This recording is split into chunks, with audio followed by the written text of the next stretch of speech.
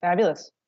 I will now call to order the THPRD Budget Committee work session for April 20th, 2022. Jessica, can you please take the roll? Elizabeth Edwards. Present. Heidi Edwards. Here. Chris Howard. Here. Leland. Here. Suzanne Masser. Here. Barbie Miner. Here. Felicita Monteblanco. Here. Alfredo Moreno. Here. Tia Ping. She's excused this evening. Natalie Zenner. Here. Excellent. I will now open the floor for a motion to approve the February minutes as submitted.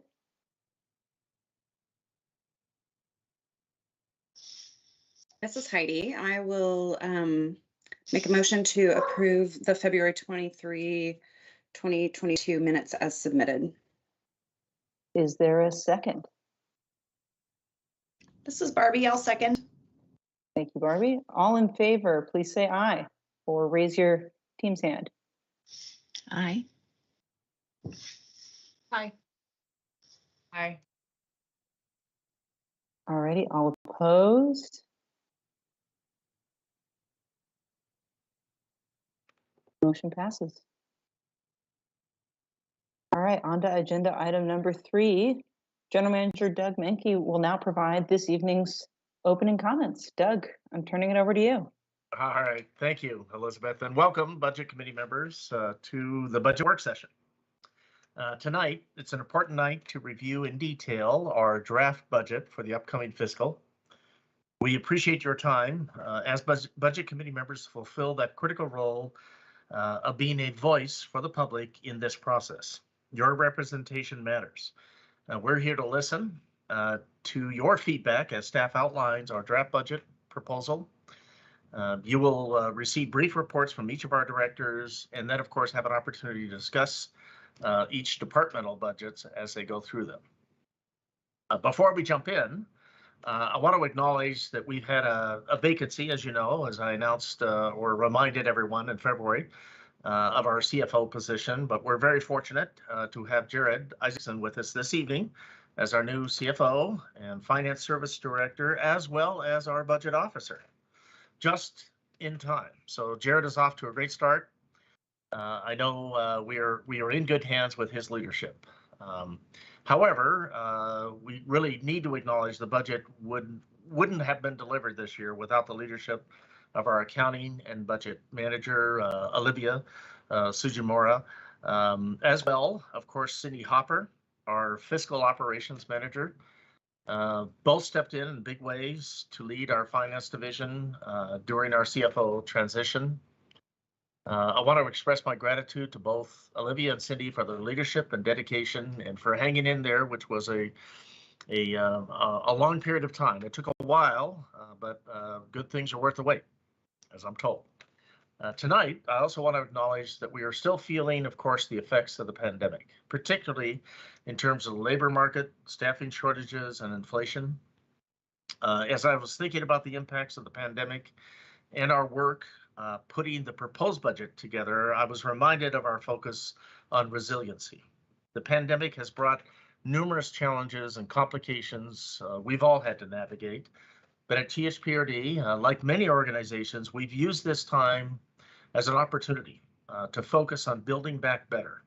The pandemic has had its share of grief, but we have this unique opportunity in front of us. So we've realigned our organizational structure in a way that we believe makes us stronger and better organized for navigating the future. We've worked with our board of directors to solidify our organizational values and budget priorities, creating a tight roadmap to guide our future. And all the while, we've done so in a way to make us more resilient and prepared, better prepared, I should say, for the future. We have drafted for you a budget that delivers on our responsibility to provide exceptional park and recreational amenities to our community.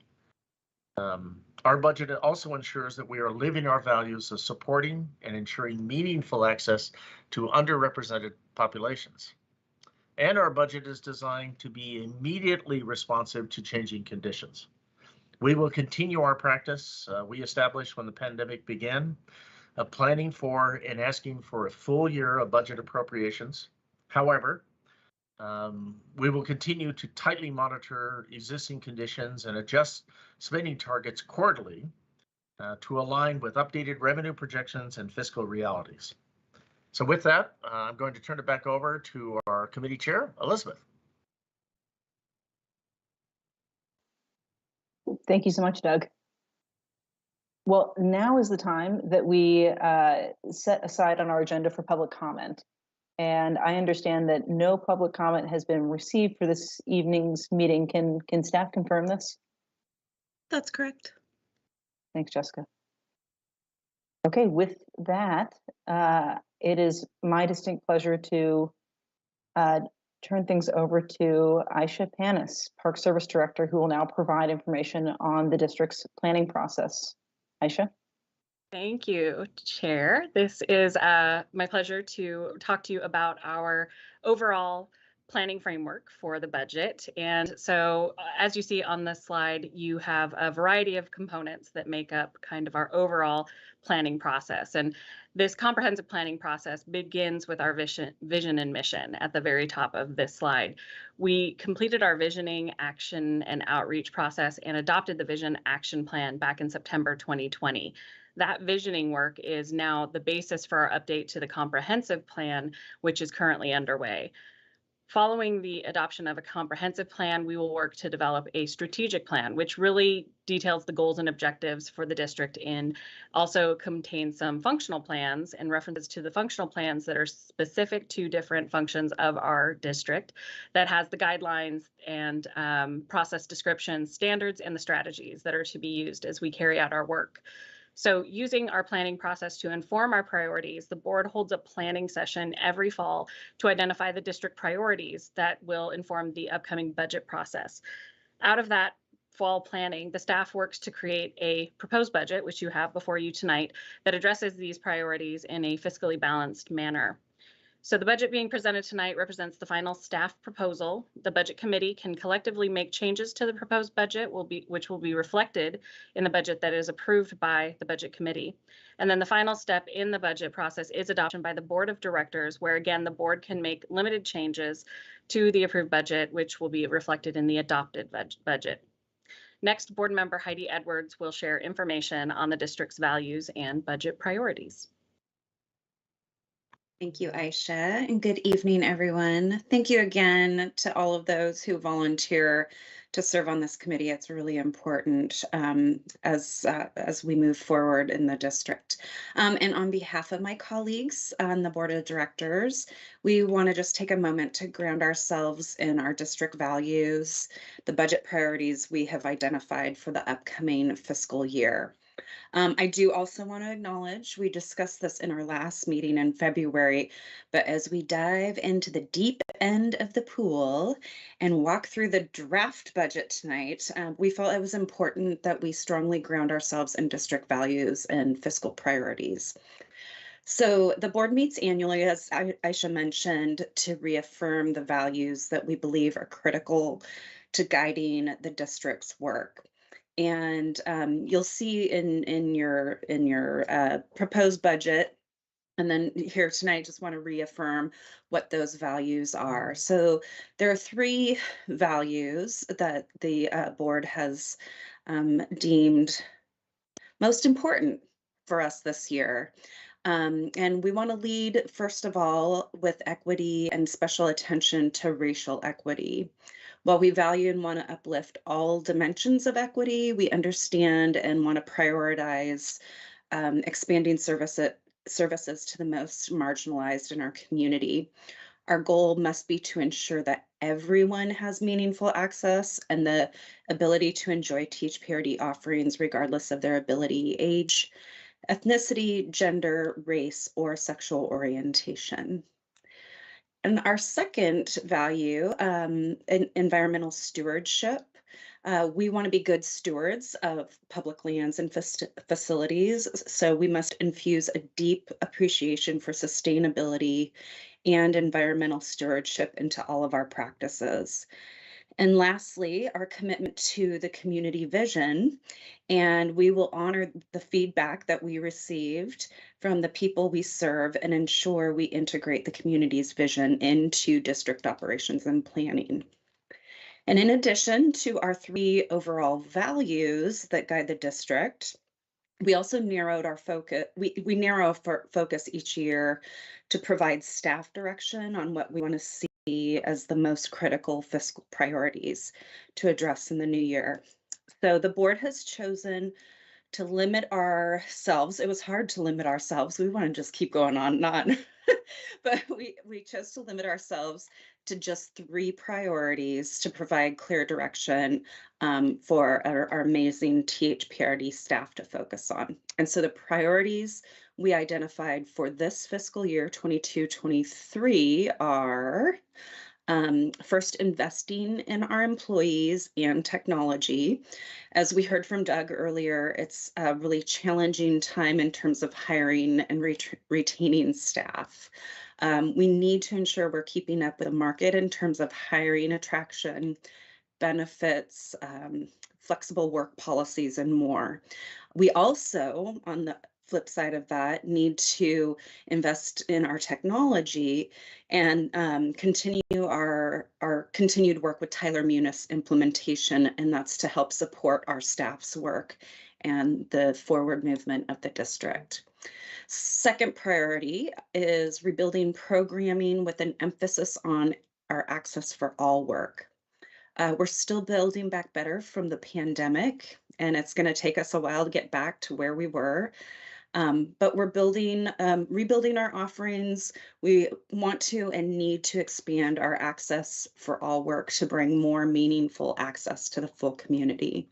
And then finally, planning for future natural areas, facility and trail needs, and funding resources. We want to keep up with our current pace, even though we're focused on the rebuilding out of the pandemic, really want to keep up our current pace of long-range planning to ensure we are well prepared for the future. So thank you again for taking a moment to reflect on these as we begin tonight's meeting. They are again in your proposed budget if you need to reflect on them anymore. And I'll now turn things over to Jared Isaacson, who we are so thrilled to have you on board. Welcome to tonight's meeting and to kick off our budget overview. Thank you very much. I do appreciate this opportunity and look forward to working with all of you on adopting the best budget for the district. The pandemic has continued to affect the district's operations. As we've heard this evening, it has been closely monitored. Our operations have been closely monitored throughout the year by management, and we have started the process of building back better, and we are going to continue to do that with hopes of being fully operational as time and COVID will allow. Like the last 2 years, we are requesting full appropriations of the district's budget with the intent to continue to complete revised operating plans during the period that the district is impacted by with closures and with operating restrictions. Next slide, please. Here is a summary of the proposed general fund budget. We are proposing 83.6 million, which represents a 30% increase from the prior year. And the majority of this increase is from the $12 million increase in capital projects, which we will discuss later on. Next slide, please. With total resources of 83.6 million, the largest source in the general fund is property tax revenue, comprising 45% of the proposed budget, which is totaling 37.7 million. The next largest source is program fees and charges, which is projected to be 14.7 million, making up an additional 17% of the budget. The grants and sponsorships revenue is projected to have a 590% increase from last year for the proposed amount of $13.4 million, or 16% of the budgeted resources for the general fund. The remaining resources for the general fund include funding that is carried forward from the current year at about 20% and other revenue sources at 2%. Next slide, please. Here we have a pie graph of the proposed general fund expenditures by type. Personal services is the largest portion, coming in at 50% of the proposed general fund budget at $41.5 million. We are showing a slight decrease from last year's budget, primarily due to the reamortization of the district's pension funding plan. This action was part of a 10-year plan to balance the budget priority of investing in our employees and commitment to fully funding the fully funding the district's pension plan. The offset to this reamortization includes the addition of new positions, an 8% increase in wage rates for our part-time employees, and the proposed creation of a $250,000 benefit fund for part-time employees. We are in the midst of a historically difficult hiring market, and we believe that these steps, as well as others that affect the district, that the district is making, will allow us to be competitive in the labor market. Materials and services of $12.3 million has increased by 14%. This is due in part to a 5% inflationary factor, grant expenditures of $481,000, and non-discretionary requests of $210,000, and reallocation of part-time dollars to materials and services for select park services departments. Now, capital outlay of $18 million increased by 213% over last year, and we will be reviewing proposed capital spending later this evening. Next slide, please. This is a summary of the general fund expenditures by division in the proposed budget.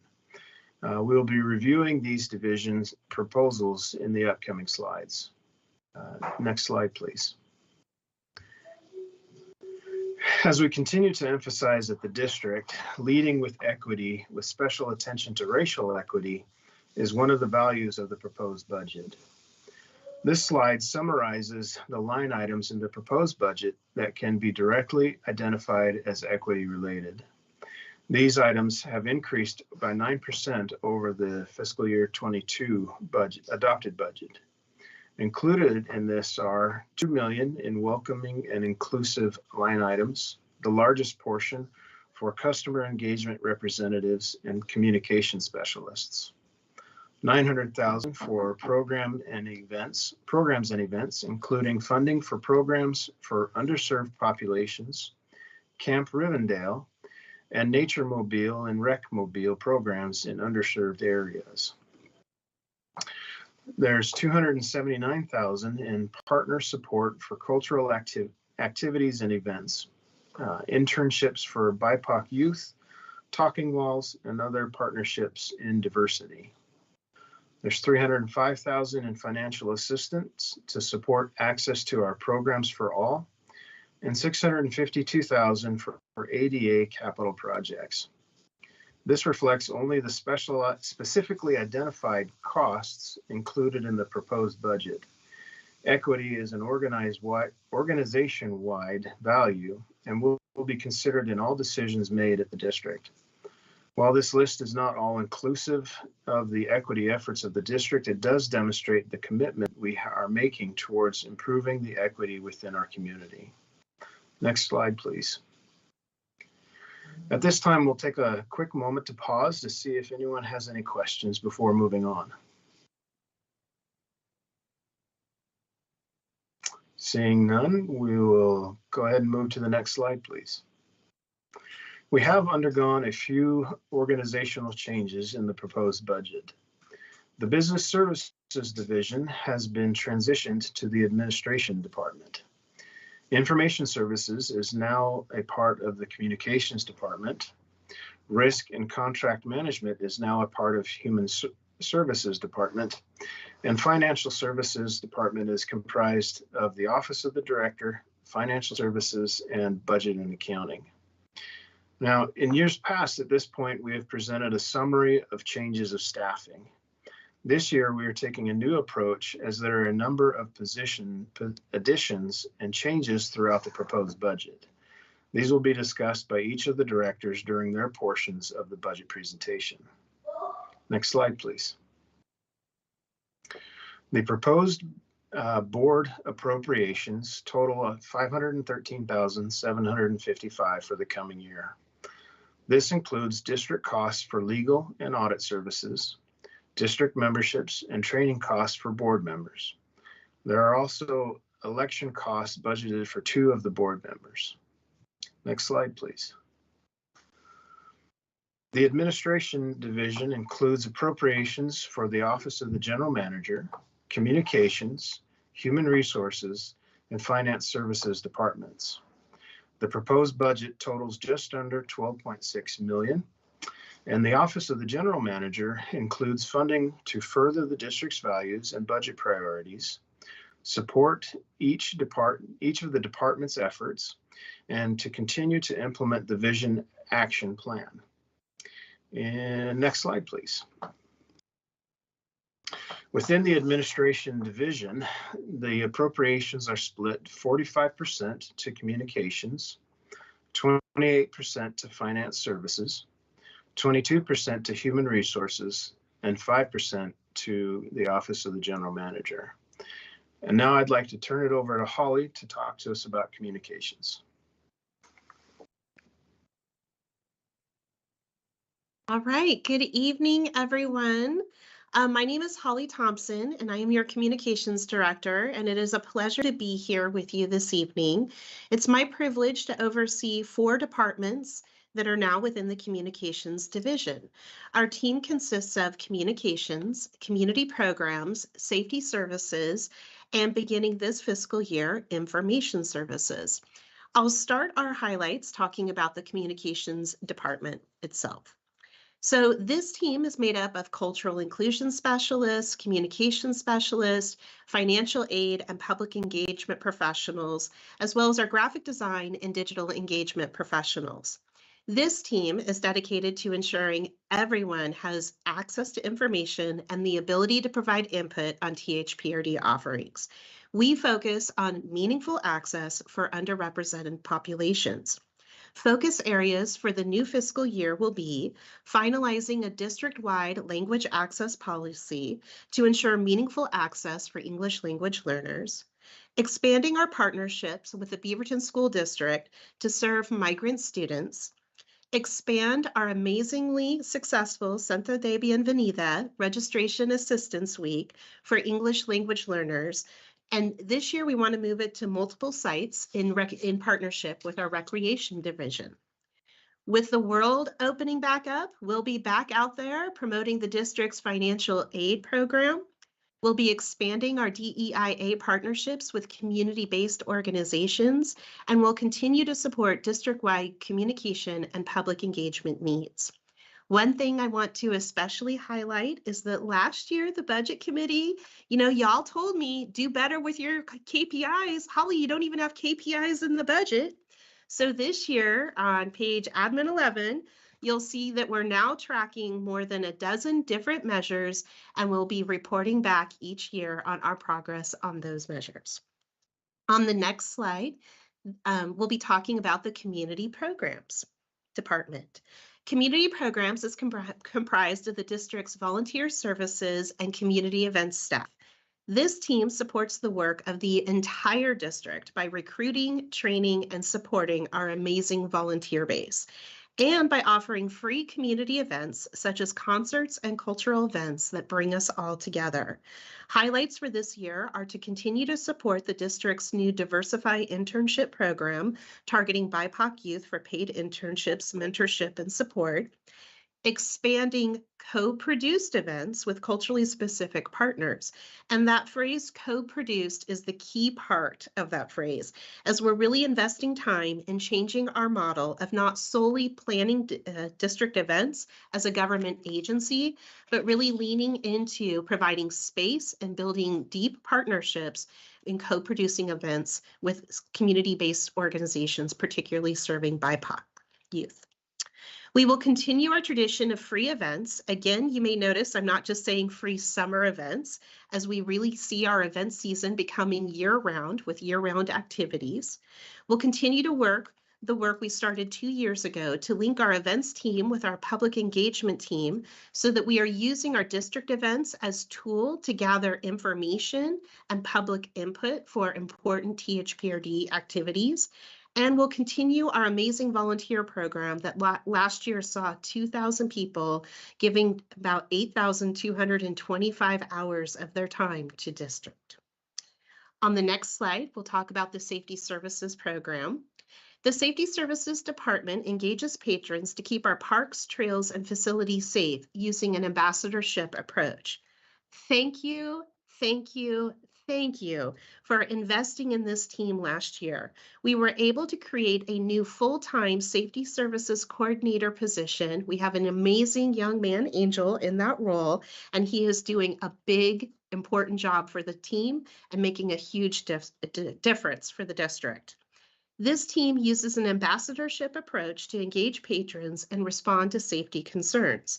The team undergoes consistent and continued trainings from a perspective of safety, customer service, cultural agility, and more. And because we now have that coordinator position, we're able to have our managers spend more time on emergency management functions. And if there's anything that we've learned in the last couple of years, emergencies do happen and we need to spend time on those functions. So what you will see coming out of this team in the next year is the development of a natural hazard mitigation plan, which is closely being coordinated with the county and other area jurisdictional partners. And by completing this process, it enables the district to be eligible for more federal grant funding for mitigation grants. So this is really important work and hopefully will pay big dividends for the district in the future. And we're also spending time now working on a county-wide task force focused on juvenile justice. And we're talking about more programmatic support and ways to engage at-risk youth in positive experiences in our parks. That's the direct result of the investment and being able to allocate time differently. So thank you for that. On the next slide, we'll talk about the Information Services Program. The IS department will be new into communications this fiscal year. It is responsible for maintaining and supporting the district's technology infrastructure. Their work literally enables and supports everyone at the district. This year, a key priority is investing in our employees and improving our technology position. It is one of our top 3 priorities for the fiscal year. We need to invest to address our technology debt. Like all organizations, we have technology debt and we need to invest resources there to stay current. To honor that, we are asking for 2 new positions this year that will play a critical and vital and necessary support role to enable us to complete the Tyler Munis project. These positions will report to IS, but they will heavily support the finance and HR teams in implementation of the Munis system. We are also asking for additional technical services and professional support dollars to enable this project to pick up traction that we lost during the pandemic. And this coming year, the Munis team will be working on the financial modules for accounts payable and receivable, vendor management, budgeting, and the project ledger. Everything we need to do to permanently migrate from our very old Springbook system. We are also seeking additional funds to increase our security posture, including multi-factor authentication, as local government agencies continue to be targets of nefarious intrusions into our IT systems. And we're continuing the work of our annual capital replacements. So that is it for the Communications Division. And with that, I will turn things over to Christine to introduce Human Resources. Thank you. As Holly said, I am Christine Hoffman. My pronouns are she, hers, and I am honored to lead the dedicated and talented human resources and risk management teams here at the district. So in looking at next year's budget for human resources, we've included proposed changes that are intended to keep the district a wonderful place to work and to become even more welcoming and inclusive for current and future employees. You will notice 2 additional positions, one ongoing and one limited duration, that are intended to specialize in recruitment and in benefits administration. These proposed positions will round out our current regular status team of generalists and are intended to create space for those other HR team members to focus on ongoing support for our employees and departments and on project implementation. Those projects include, as you have heard and will continue to hear, Tyler Munis, which impact all employees in areas of the district, and also includes NeoGov Learn, which is an online learning system that had been approved by a previous budget committee intended to increase access to training and development, both on-site and when working remotely, for that flexibility that we are really promoting for our employees. The proposed budget also includes a business plan to develop a more robust total compensation package for our part-time and seasonal employees.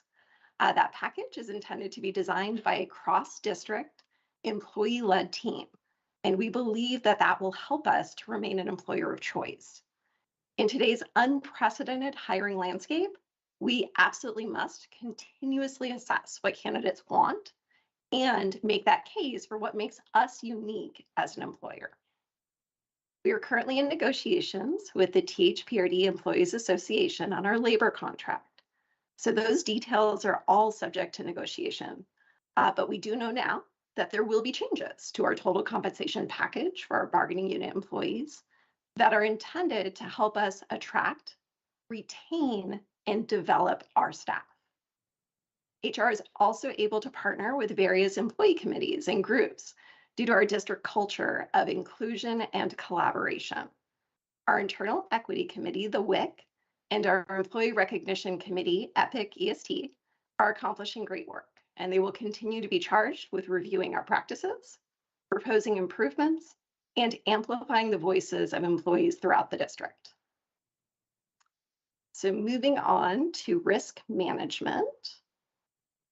This fiscal year, as you've heard, our risk and HR teams began working together as a single division, recognizing the opportunities to better serve district employees in the area of protected leaves, employee well-being, leading with that fundamental baseline of safety at work, and in continuing pandemic-related work.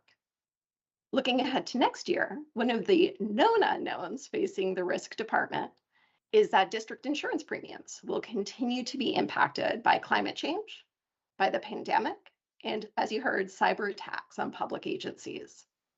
We will continue to partner with other special districts on pooling that risk, and we'll also take action on the areas that are within our control to keep premiums as low as possible.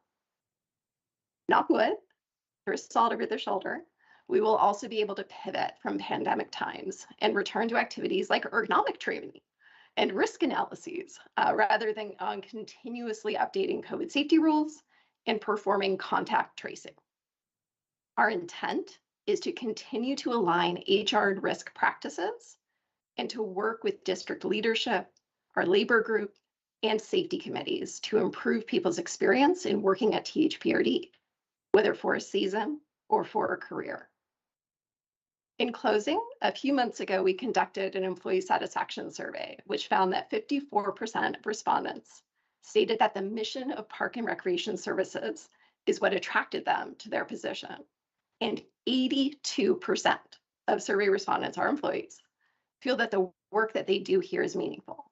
We have amazing employees who throw their whole selves into their work, and the HR and risk team are looking forward to continuing to improve how we serve and support our current, former, and future employees. With that, I am personally very thrilled to hand off to our new Finance Director, Jared Isaacson. Thank you. So finance services works to provide financial and operational integrity and credibility to the district. We do this through transparency and reporting and planning. The key initiatives for the Finance Service Director, Office of the Finance Service Director, in the coming year is as follows. To continue to implement the financial system. The implementation process took a pause during the current fiscal year, and I, for one, look forward to moving this project onward. To ensure that the district's pension fund policy is fully implemented, to support equity vision in the district, and support the finance services and budget and accounting operations in any way that I can. Next slide, please. The Finance Services Department is responsible for operational accounting activities, including payroll, pension and retirement, accounts payable, cash receipts, as well as investment of public funds, purchasing and support of the accounting and budgeting functions. For the upcoming year, the department goals include continuing the implementation of the new finance system. We are moving forward with the finance section of the implementation, including accounts payable, purchasing, accounting, and financial reporting. We have included funding for the upgrade of the temporary office tech position to a permanent finance and payroll specialist position to support the implementation. The part-time salary budget also includes additional staff support for the project. The Finance Department supports the equity vision of the district through our support of the grant funding and compliance process. Grant dollars allow the district to expand programming for our diverse community, and finance ensures that our spending and documentation of that spending under the programs meet all compliance requirements. The proposed budget for the department includes continuing funding for the procurement administrator, whose role includes prioritization of equity in procurement. The administrator will perform outreach to small businesses and implementing the district's self-defined minority business procurement process with goals of education and outreach to minority businesses in the local area. The department will also continue to develop and implement procedures in sustainability and equity in purchasing. These procedures will be emphasized in all capital projects. Next slide, please. The Budget and Accounting Department is responsible for the district's accounting, financial reporting, performance measurement, financial planning, budgeting, business planning, and management of the district's financial data. The key initiatives for the upcoming year include to continue the implementation of the new financial system, including accounts payable, procurement, financial accounting, and reporting. To continue to support the district's grant strategy and ensure compliance and timely reporting of grant data. And the budget includes the addition of a full-time finance specialist to provide additional resources needed to support expanded functionality and maintenance of the new financial system. I'd now like to turn the time over to Aisha to talk about park services. Oh, before that, let's see if anybody has any questions. And then if there's no questions, we'll turn it over to Aisha. All right, next slide. All right. Thank you, Jared. Again, I am Aisha Panas, the Park Services Director for THPRD, and I am pleased to talk to you tonight about the Park Services Division.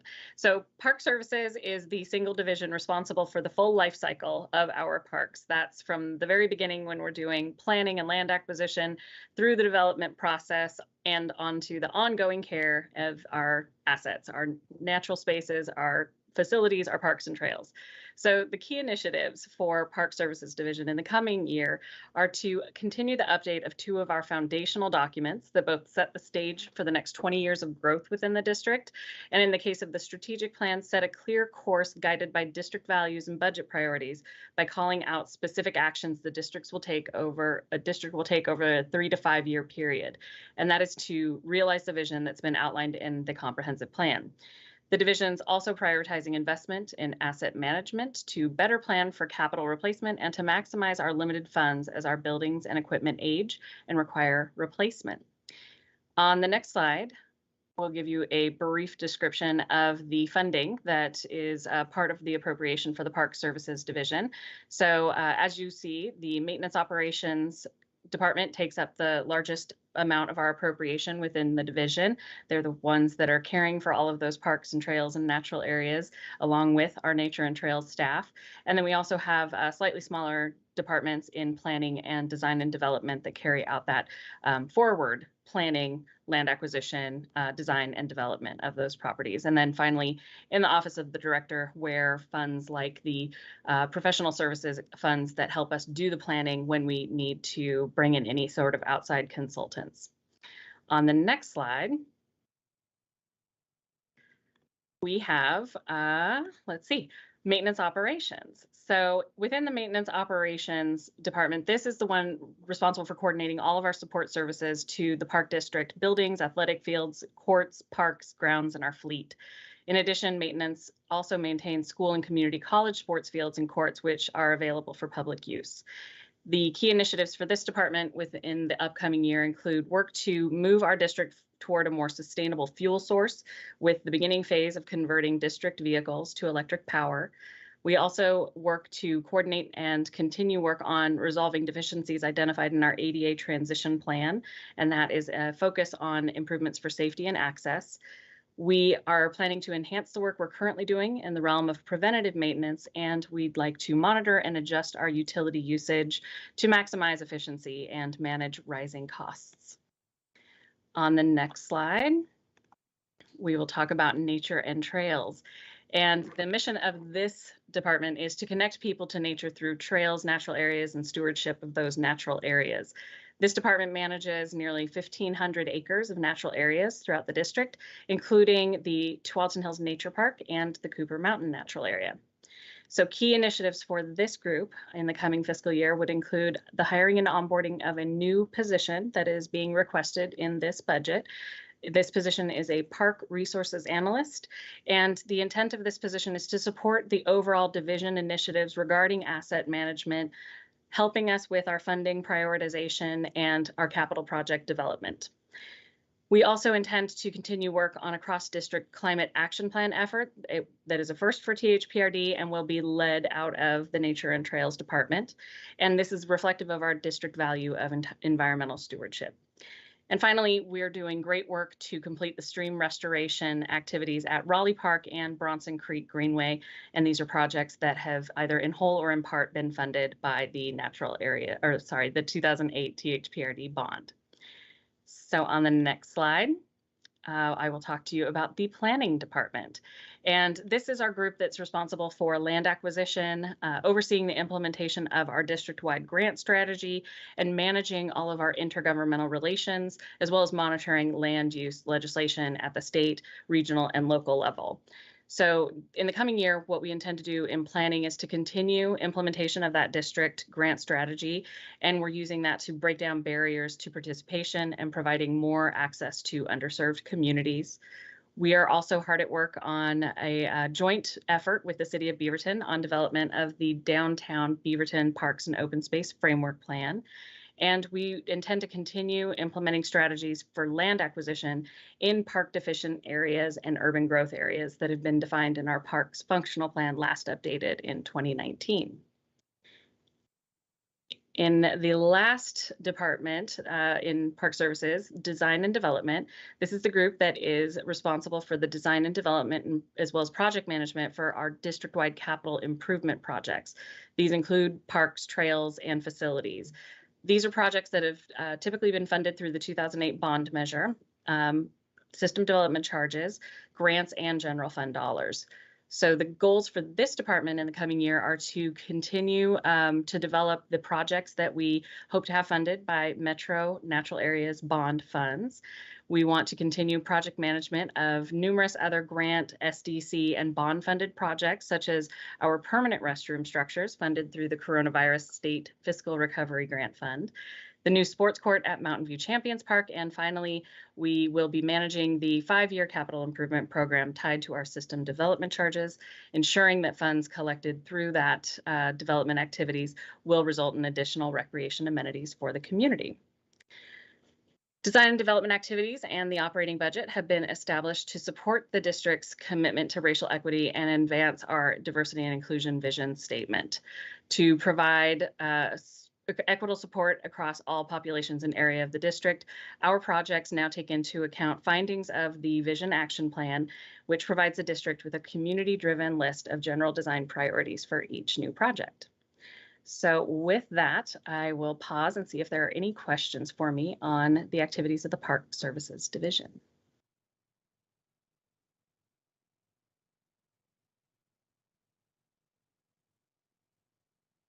Okay, seeing none, I believe our next speaker will be Julie Rocha. All right, thank you, Aisha. Good evening, I'm Julie Rocha, the Interim Sports and Inclusion Director. The Recreation Division includes aquatics, recreation, sports, and inclusion services. We provide a broad range of programs and special events serving a diverse community and providing health and wellness. A few highlights: staff completed a review and revamped the sports affiliate process. The update creates a classification system prioritizing groups serving in-district patrons, recreational-based programs, and those aligned with the district's mission. It ensures publicly funded facilities and services benefit district residents by creating equitable access for community use, streamlining a process for all affiliated sports, and welcoming a new affiliate sports category, boxing, to become more equitable.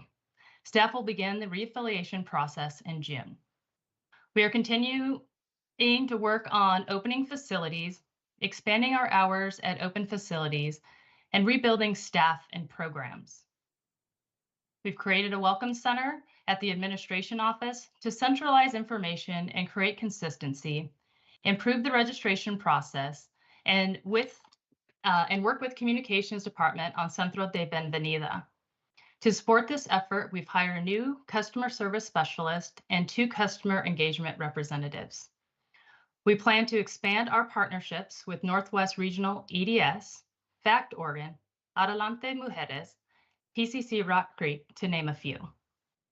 The Diversify internship program is designed for students who identify as Black, Indigenous, or people of color to build and develop professional workplace skills with the guidance of park and recreation supervisors and career mentors. In our first year, we currently have 4 interns, 2 within recreation and fitness, 1 in multimedia, and 1 in HR. We plan to expand the program in the next year to hopefully have 8 to 10 interns. Now I'll turn it over to Sabrina Taylor-Schmidt, our Interim Rec and Aquatic Director. Good evening. This slide shows an overview of the Recreation Service Division's appropriation by department. As we look to the next fiscal year, we continue to take steps back to pre-pandemic operations. Our seasonal class registration has continued to be very promising and shows a high interest in our users by participating in our programs. The biggest challenge to us to returning to pre-pandemic service levels and reopening closed facilities is our staffing shortage. And I know that's not a surprise, and you've heard that a few times, but we are definitely working on recruiting and working with our business partners in human resources and communications to try to get as many people in as we can. With the support of the board value of investing in our employees, we have focused on these positions that will help us provide the support to these service areas.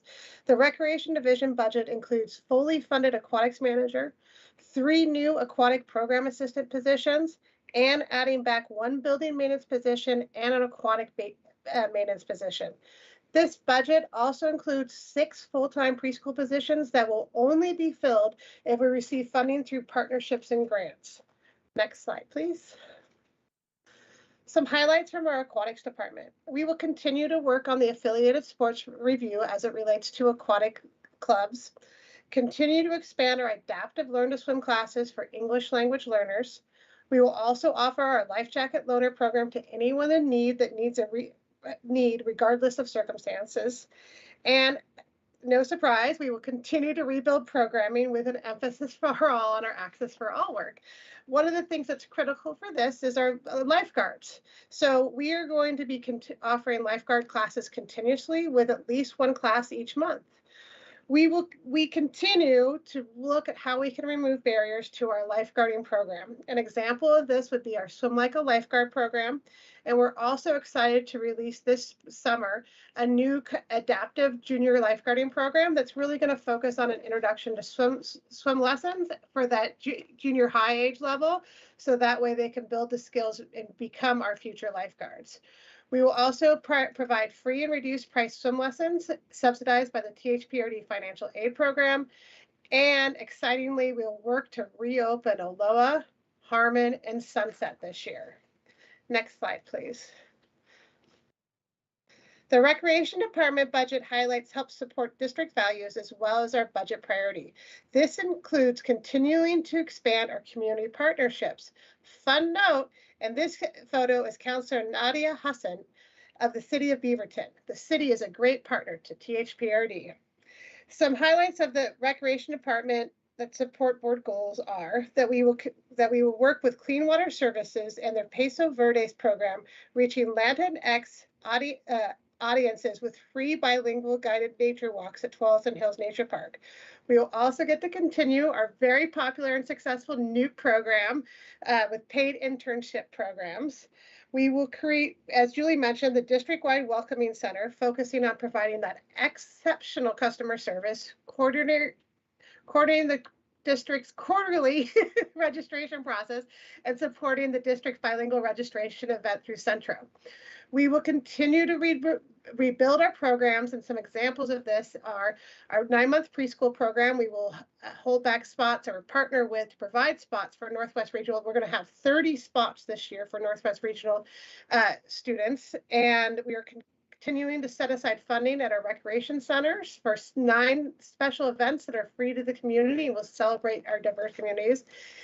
And then our Thrive programs will get to engage in monthly program themes that reflect a commitment to learning about race, culture, and diversity, as well as instruction on providing services to our community.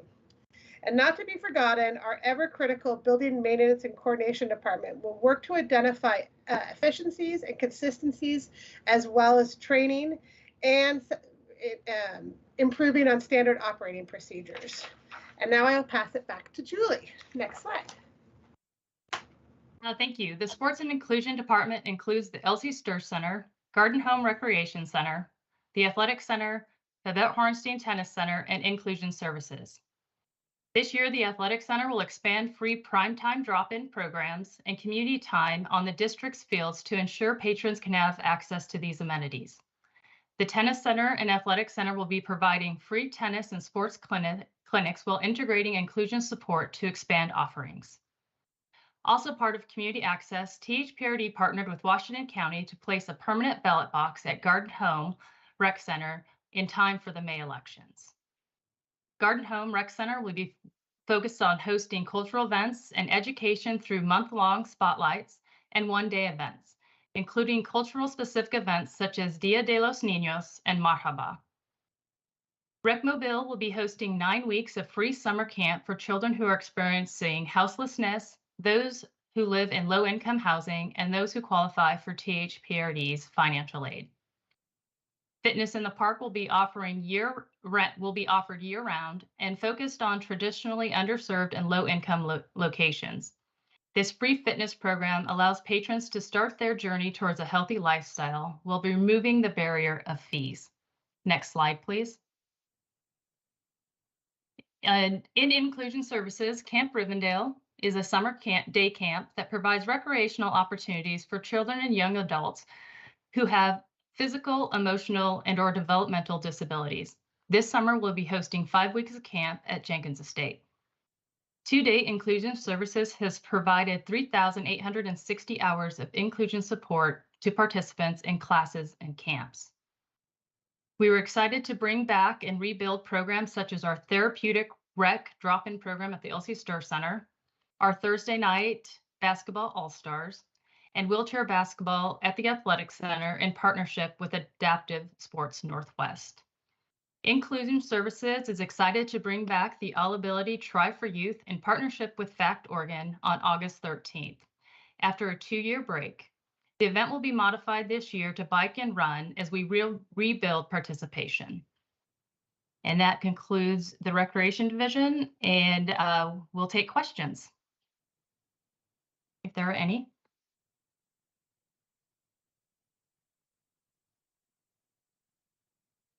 Felicita. Hi, Julie. Did you say that Fitness in the Park is going to be year-round? It is. That's awesome. Yay. Go team. Love it. Thank you.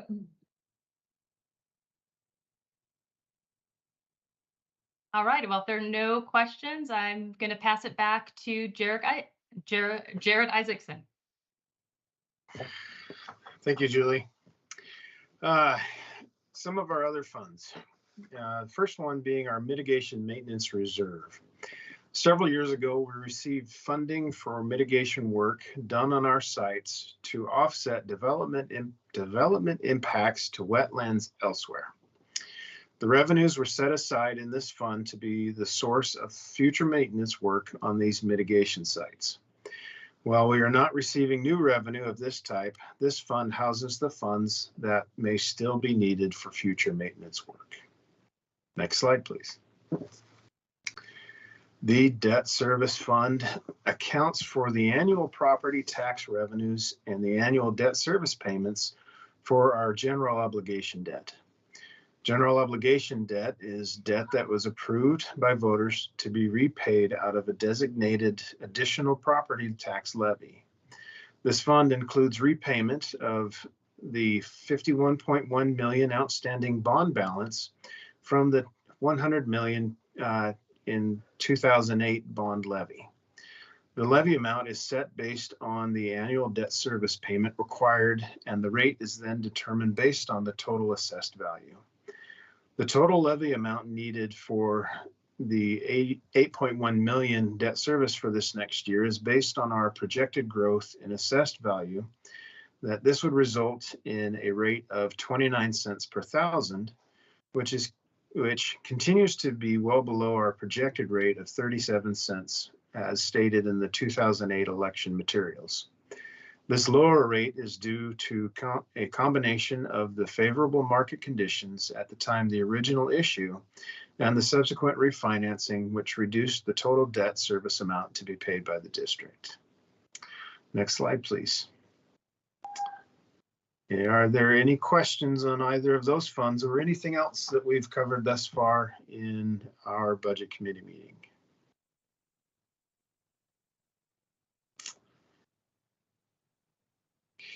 Hearing none, I will turn it back over to Aisha for capital projects. Thank you, Jared. Hello again. I will share with you now sort of the broad strokes of our capital projects and be available to answer any questions that you have about this. So kicking off, the proposed budget for general fund capital projects totals nearly $17.5 million. A significant amount of this total includes grant-funded projects such as the permanent restroom structures for $1.9 million and the $2.1 million funding awarded for Fano Creek Trail Crossing at Shoals Ferry, as well as Greenway Park improvements. Other projects listed include grants which the district has applied for but does not yet know the outcome. These grant requests include a $5 million package of improvements for the Howard M. Turpinning Recreation Complex, $400,000 for electric vehicles and charging stations, and a park development grant request for La Raiz Park. The proposed budget also includes a number of larger projects, such as the continuation of the financial system conversion, our ADA barrier removal projects at Harmon Swim Center and other sites, boiler projects at Cedar Hills and Garden Home, as well as roof and structural repairs at Garden Home. On the next slide, we will show you a couple of images of what we look at when we are considering our capital replacement program. So starting on the left, you'll see some images of our HMT Howard M. Turpinning Complex North parking lot. And so we have funding in the budget that would help us replace and repave a portion of that area. In the middle, we have some trails that are looking worse for wear. You know, safety is a huge component in how we make decisions about our capital funds. And so these trails and pathways where we're dealing with some buckling pavement due to tree roots often, or base considerations, those are all things that get some special attention when we're going through our capital process. On the right side, you'll see an image that shows a concrete pavement lifting due to tree roots as well near our Wonderland Park. So this is a package of improvements that we are proposing for your funding in the coming year. On the next slide, there's a few more images of some of our fun projects that we have on the list, and these are roofing projects. On the left side of the screen is our Garden Home Recreation Center, which was an older school building that has some additional components to it. There's a flat roof section that's sort of on the top part of the photo, and we are looking at some seismic improvements as well as some roof work there. And then on the right side is, of course, a lovely green roof that wasn't planned to be a green roof, but just has ended up that way, that we're going to make look a little bit better and prolong the life of with some treatment of that outbuilding roof. So a couple of images of what we have on our list of to-dos for the coming year should you approve the budget. Next slide, please. All right, now I'd like to talk about the Metro Bond Local Project Fund. This is the local share that was attributed to THPRD, and these local shares were determined based on per capita counts by agency within the service area for Metro. So we are set to receive the 8.6 million, and we are currently going through the process with Metro to define what all those projects are. I believe to date we've gotten three projects approved, and we are still working on a fourth, and we have some additional undesignated funds to date. But what we're excited about is moving forward on these projects. These are the replacement of play equipment in 2 parks that would be replaced with ADA accessible nature play equipment, a park development within the North Bethany area, as well as a boardwalk project similar to what you see in the image here. On the next slide, I will cover our system development charges and the 5-year CIP associated with that. You'll see this is a large appropriation amount. However, we have a 5-year CIP in which we identify what we'll be undertaking in each year. So in the process for this coming year, we have those identified in our budget book for the things that we're going to be pursuing. We develop this list and we kind of break it out by the 5 years based on some estimations and guesses at what the future development pattern will look like. We base those estimates on projected permit activity that we obtain from the city and the county, but the timing is a very difficult thing for us to predict by fiscal year.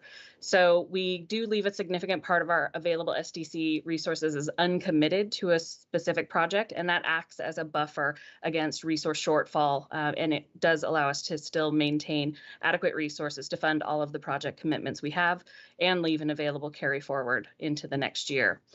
So our process for allocating SDC funding relies on an approach wherein we fund specific phases of project development to allow us to provide funding for construction or for park concept planning and design earlier in the phase, even if the total funding for construction of the project is not immediately available.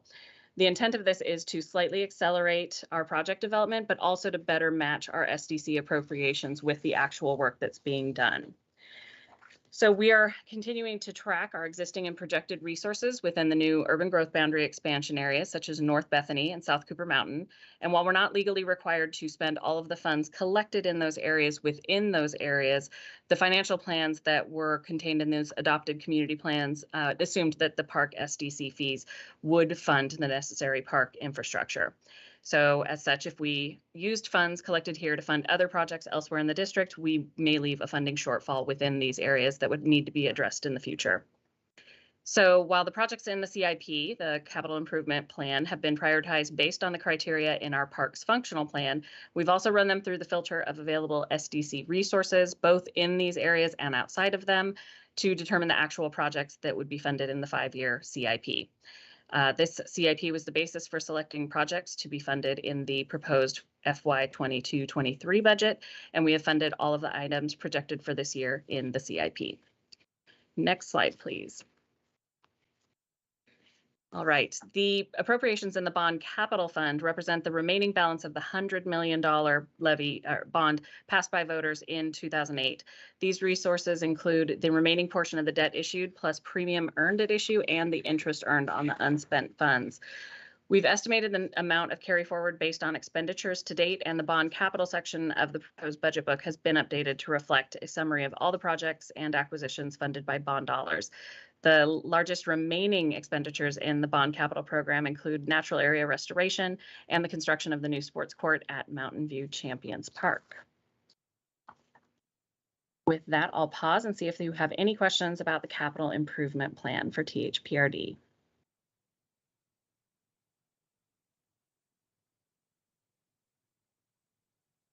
Okay.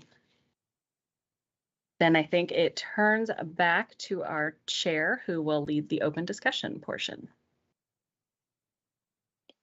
Thank you, Aisha. Hopefully our folks are just awaiting agenda item number 10, in which I open the floor to the Budget Committee discussion regarding the district's proposed 22-23 year budget. Questions, comments from the Budget Committee? You know, Elizabeth, I know it's a little unusual. This is Doug, but I don't have a question, but I do have a comment. That portion perhaps is not all that unusual, but I wanted to acknowledge really, you know, as we enter this portion of the meeting that you know, it's our hope and desire that the committee appreciates not just the effort that's put into the budget process, but part of that is recognizing we got a record number of advanced questions, which we provided back the responses to the entire committee, which is, I think, very helpful. I know it's helpful for us because if we can communicate clearer, and all of that helps. But the additional recognition too is that we're in this unique place with regard to the pandemic and coming back to life that I'm only presuming you feel the same energy that I see in our staff presenting, and there's as we all know, there's a whole level of supporting staff that helped really populate this budget process. And the reality of, you know, it's pretty exciting in front of us. Who would have guessed we would be able to make the statement that we're going to open our last 3 facilities this coming fiscal? I would not have guessed in my career that I would have to say that, but that's where we are. And the effort everyone is putting into it, regardless of their territory, you know, whether it's the HR and communications, the business services side, these are the tools that help thrive the effort that happens on actually delivering programs, the maintenance support mechanisms. I commonly state to people that the work we do at the district is for people and we do it with people. And in the end, that's a lot of people, but it takes all of these individuals to make things happen. So I apologize for being your opening comment.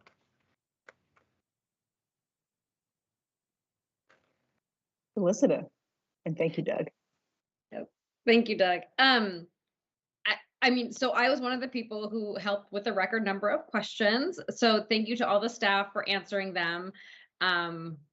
I tried to divide them between nitty gritty and high level, and, you know, not necessarily, I know I'm a lot. I think staff know that by now, and Doug definitely knows that by now. So thank you to staff for, you know, answering those questions. And thank you, I mean, to see our growth over the last couple of years in terms of our commitment to equity and sustainability, and to see how we're responding so thoughtfully to building back better is just, it's so exciting. And I'm glad that we're able to offer flexibility in this process. And I'm glad that our values are so clear, because this budget, you know, budgets are a moral document, right? And so this budget is so reflective of the values of the organization, of its leadership, and where we want to go. So just super excited and appreciative. Thank you. And I want to hop in and just actually a couple of things. First of all, just a huge thank you to all of the presenters. I took a lot of notes. I always learn so much more about the district every time we go through this process. Holly, a huge thank you for leaning in on the KPIs. And I noticed more KPIs also throughout the whole document, but you know, I was one of the folks making those comments last year, and I feel like the district was really responsive in the materials that were put together this year, which is, as a volunteer, it's just fantastic to see that responsiveness. It's really cool.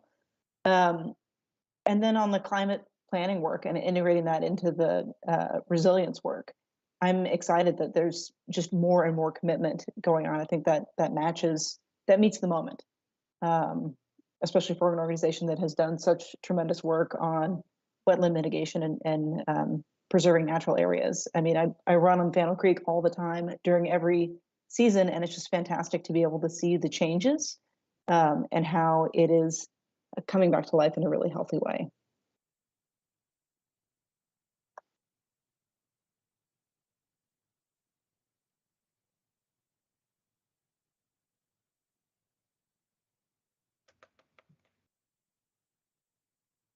I'll echo that. And speaking of the climate action plan, I'm wondering for the vehicles converting to electric, what's the goal for 22, 23? What phase do you expect to get to? Like, just will you have a plan in place by the end of this fiscal year? Well, I'll speak to that. This is Aisha, Panas Park Services Director. We have a couple of different things going on this year. We absolutely expect that fleet electrification and potential charging stations at our facilities is going to be a part of the climate action plan. So that will develop through the planning process we intend to cover over the next fiscal year there. But we also are working on, and you'll see reflected in the grant requests, a couple of different things that would do a variety of things. So one of these is the Fleet Partner Program with Portland General Electric that would is something that we're pursuing to create a space for, I think, 10 charging stations, 20 charging locations at our fleet headquarters over at our Fannel Creek Service Center building. And that would be a multi-year rollout process that we would be beginning right now. So we would, we have identified funding in the coming budget that we would like to use toward that end, but it would ultimately be sort of a 10-year measurement process where we could get incentives from PGE to fund the installation of the infrastructure. We would still be responsible for purchasing the electric vehicles, our fleet vehicles that would then use the infrastructure, and we have to have a certain amount of usage over the 10-year period. So we anticipate that that would take some time, but we always knew that it was going to take some time to go through that fleet electrification process. We also have a grant request out for the Drive Change program through PGE, and that would result in installation of chargers that are more public facing, that would be in our centers. And they would also fund the purchase of some electric vehicles that could be used for rec mobiles, for example. And then finally, we've recently submitted some requests for federal earmark dollars, congressionally directed spending that would provide additional charging stations at more of our sites. So rec centers, sports facilities, where people would be coming for a period of time, spending time on our facilities, and they could charge their vehicles while they're there. So we have a couple of different things that we're pursuing. All of that we hope to blend into the climate action plan and have that kind of cohesive, both public and inward facing infrastructure and conversion to electric vehicles sort of moving into the future. Does that answer your question? Yeah, a lot of charging stations. Yeah. Lots of them, yes. Yeah, so you'll be selling current fleet vehicles and replacing those with electric vehicles once the charging stations are in place. Right. We have a normal process whereby we would retire from our fleet. So it would be more the replacement of fleet vehicles as we move into the future, rather than if there's a vehicle that we're currently using, we're not necessarily selling it to purchase an electric vehicle, but our replacement strategy would be focused on replacing with electric vehicles. Okay, cool. And I had a related question about the climate action plan of who will be putting it together? What are the steps involved there?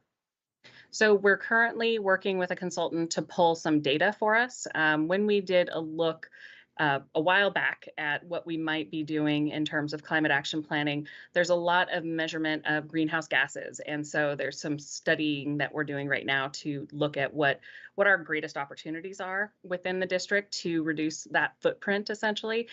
So that work's underway, but there is funding proposed in this upcoming budget where we would work with a different consultant to actually develop that plan. So we're currently scoping what that work would look like so that we could go and pursue that consulting work. We are working with the city of Beaverton because the city of Beaverton has an established climate action plan. And within that plan, they've actually identified THPRD as the implementers of certain actions. And so we're in contact and in discussion about what that looks like. So we have our Nature and Trails manager, who is the primary contact, as well as our design and development manager, who is working to ensure that anything that comes out of the climate action planning work for Beaverton is implemented within that downtown parks and open space framework plan. So we have those two folks working along with an internal team to develop the scope. And so what we intend is to bring back to our board later this fall the scope and talk through what the process would be, whereby information is gathered, feedback is solicited from our board and the public, and then ultimately we think that the climate action plan work would conclude kind of late in the next fiscal year. Great. And yeah, I'll echo the sentiments of Felicita and Elizabeth of how well organized the budget is and how it is continually reflecting back to the values and priorities of the upcoming year. Thank you.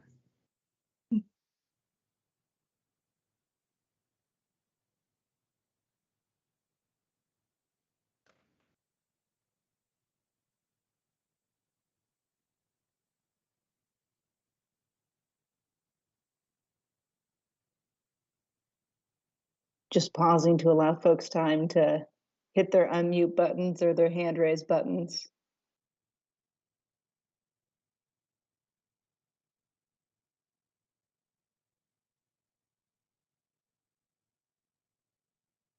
Suzanne.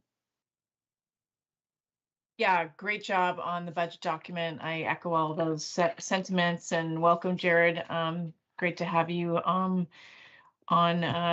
THPRD's finance team and heading that up. I was just curious, and this is more probably not to stir the pot, but THPRD didn't get any ARPA funding. Is that correct?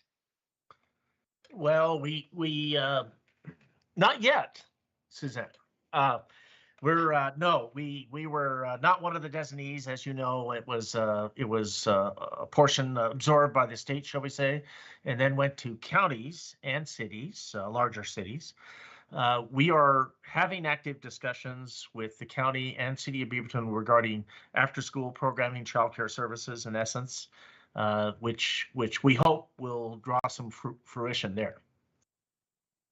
And Doug, if I may also add, there was one little bit of money that did come our way, though we were not eligible as a special district.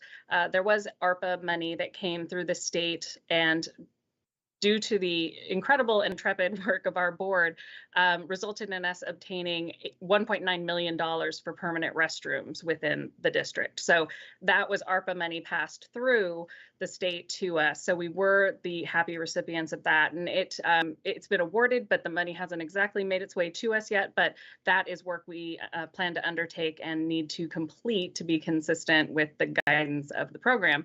We need to complete by, I think, June of 2024. So thank you to our board for their tremendous work advocating for that funding. Yeah, I should add too, Suzanne, and then certainly if you know of potential pockets of money, you have a lot of interested parties listening. So the other aspect that we did get, and this was more the care funding at the front end, but we just learned about this, that through the unemployment process and the reimbursement back to the state, we had almost $1 million worth of unemployment claims that were absorbed, forgiven, using care funds via the state. So that was, even though we weren't fully aware of that, that became a little more known, which we really appreciate as well too, because as you know, we went through a very substantial layoff process, and it created a major gap in our unemployment funding. That's really interesting. I had not heard that, so I'll have to check in with that for the city, because I don't recall that avenue but we also didn't do the kind of layoffs that you unfortunately had to do. So thank you. That's helpful.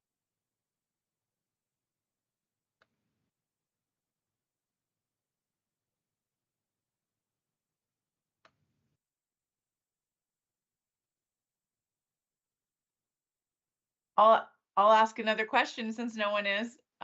It's more about you said there were 3 facilities that are not open yet, and it's not because of restrictions or anything around COVID. It's purely, I'm guessing, about labor at this point. Is that a fair way to phrase that? Yeah, I'll Sabrina can chime in here as well, but it's a question we get asked a lot at this point in, because had we asked these kind of questions and they were asked, believe me, at the front end, it was definitely a combination of COVID and fiscal constraints.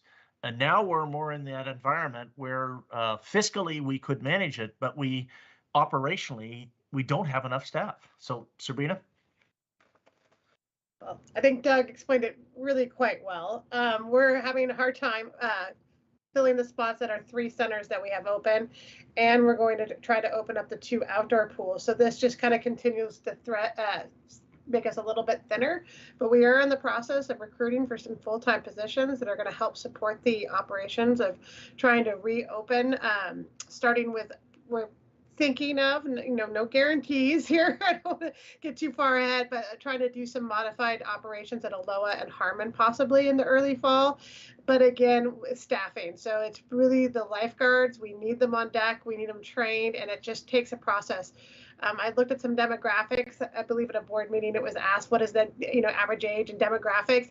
It's 16. Like, they're applying at 15 and we're hiring them on their birthday. We're like, happy birthday, come work for us. So there's just a lot of training. It's a very responsible job for young people, and we train them to teach other young people how to learn how to swim. So it's a definite rebuilding that we're facing, and just in a very competitive labor market.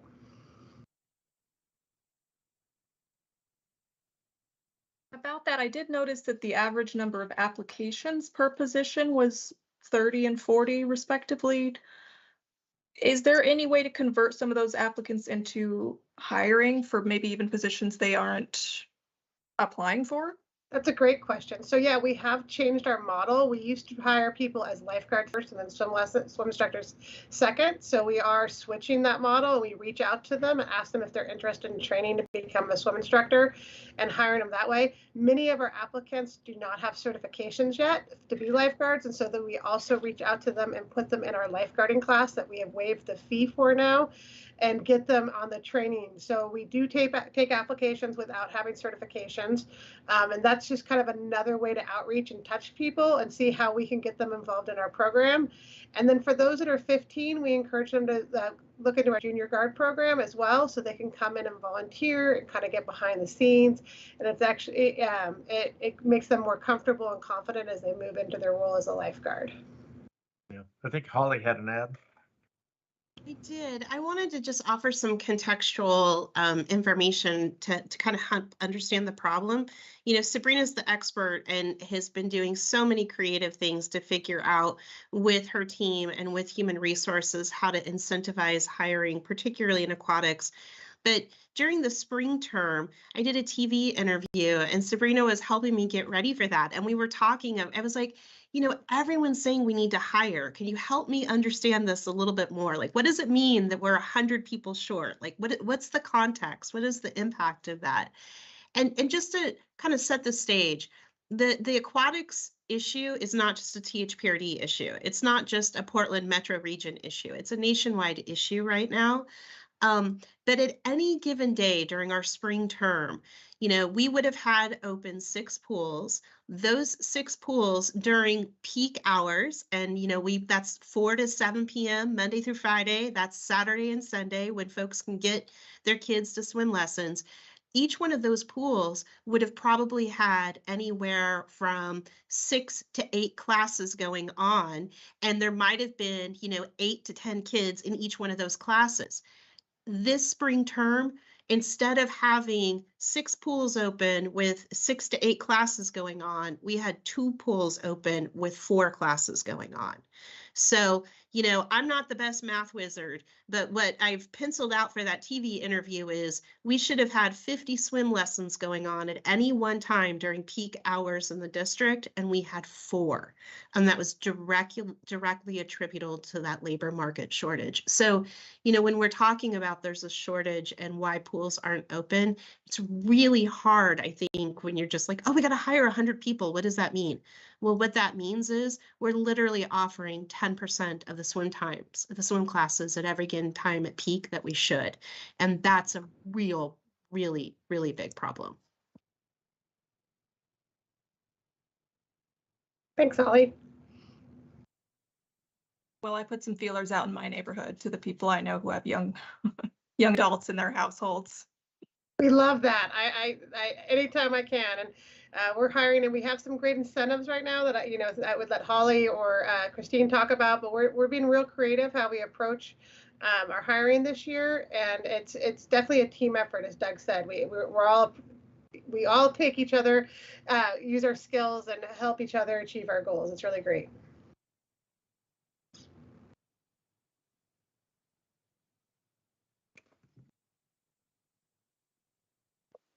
Leland, you want to hop in? And then Suzanne next. Sure. I first want to thank the staff for responding to the question so quickly. And I asked that question in advance as well, which kind of regards to the swim center. That I noticed the budget amount was, 5-6 times over the actuals that we have received in 2021. So in 21-22, you mentioned that you're working on the revised operating plans. Do you plan on doing the same for 22-23 if we can't hire enough people to keep the normal capacity? Doug, do you want me to go into that one? Why don't I start out, and then Okay. you can textualize it as Holly indicated. The reality is we will put ourselves on a revised budget process, particularly as you call out the aquatic side, because it's real critical. If by some miracle we could hire all these people, that the question is, does everyone sign up for programming? The sense is our patrons are ready. They're lined up. So we're in that converse condition. We don't have the capacity, but we will have to monitor those revenue aspects very carefully, because the assumption of that large revenue, well, that only occurs if we're actually able to teach all those classes. So we will have to continue to monitor, and we do that on a quarterly basis with the board, so that they are constantly updated on how are we doing. It may well mean that next year's carry forward is large again because of this employment circumstance, but it's the right thing to do, obviously, from a budget perspective of really being sensitive to watch that carefully. Sabrina, anything to add there? The only thing I would add is that in those revised operating plans, we reduce our expenditures as well. So they toggle together. We don't have the staff to spend the money on them, but so we're not having the revenue, so we're cutting back on the staffing. So they do move in parallel lines together, and so we do not anticipate to hit the targets that we have set for this year. They will match closer to the revised operating plans, and the same could be said for next year's. The recreation centers are. And I'll speak for Julie here a little bit too. The sports centers are definitely moving towards a more traditional operating. Aquatics is going to have a longer path. It's going to be a much longer road to get back to pre-pandemic. Our new and better normal, hopefully someday, will be a great model.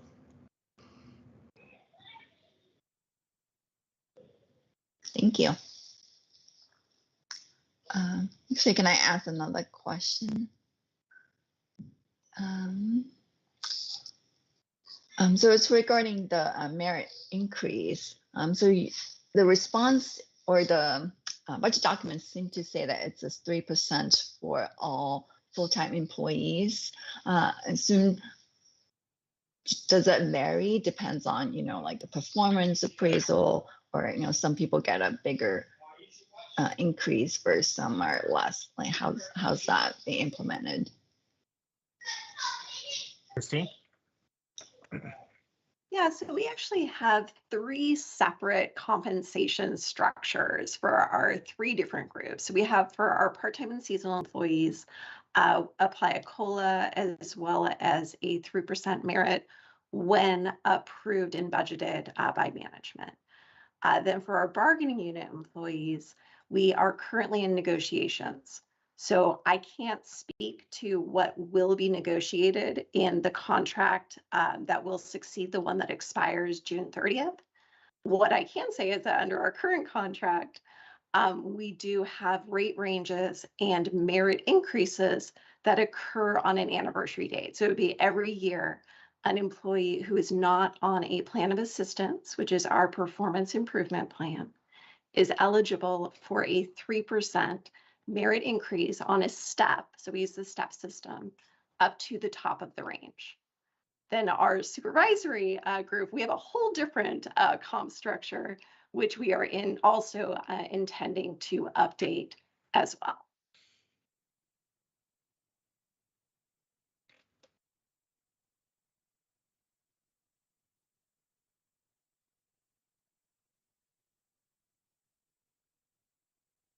Thank you. I have no more questions. Sounds good. Suzanne, back to you. Mine isn't really a question. It's probably a really bad idea for lots of reasons, but just back to the aquatic side of things is I'm guessing volunteers are not probably where you'd want to go with swim instructors, but I'm just thinking of, you know, our age group or some of our age group and, you know, volunteering for to teach a class once a week or something like that. I could see people being interested in. I know it makes it very hard to schedule that, but I just a thought. So you probably already thought about that, because I'm guessing that there is a big concern that we're going to have a lot of kids that don't know how to swim because we are not getting them in the swim lessons for the last 2 years. So it's just a thought. I'll leave it at that. No, it's a great thought that we've definitely explored. I'm just going to jump in here, Doug. Sorry. One of the things we are looking at is actually swim lesson mentors. So people that taught swim lessons in the past, because our biggest hurdle is training these young folks and having enough quality trainers to help train. So we have had some outreach of folks that have taught swim lessons in the past and are comfortable with the progressions and being able to use them to come in as mentors. It's sometimes a less of a time commitment. It allows them to help retrain this new group of wonderful, passionate aquatic staff.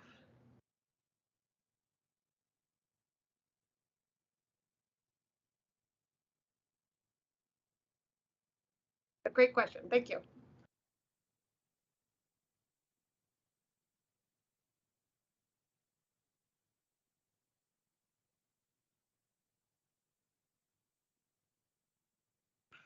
Any other questions or comments for our esteemed presenters?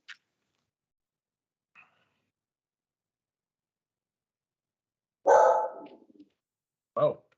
Apologies, my dog is has a mind of her own. That got my attention. Yep. Doug, do you want to make any comments before I move us to the next agenda item? Nope, I think we're looking good. Thank you. Okay. So we'll move to agenda item 11. The next budget committee meeting date to consider approval of the fiscal year 22-23 budget has been scheduled for Wednesday, May 18th at 6 p.m. And there being no further business this evening, the meeting is adjourned. Thank you, everybody. Thank you. Thanks, guys. Thank you all very much. Great job. Thanks. Amazing job. Thank you all. Yeah.